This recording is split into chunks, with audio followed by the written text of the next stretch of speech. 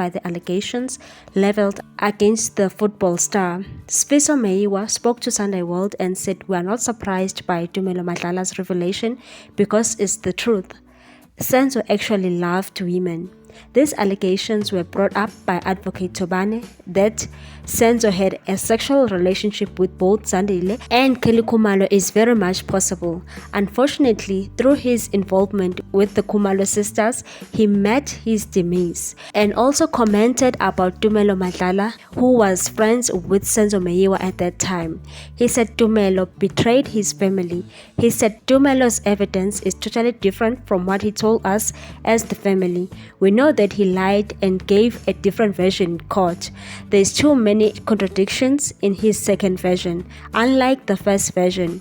This is the worst betrayal from someone who claimed to be Senzo's friend, but we are also not surprised because he has disturbed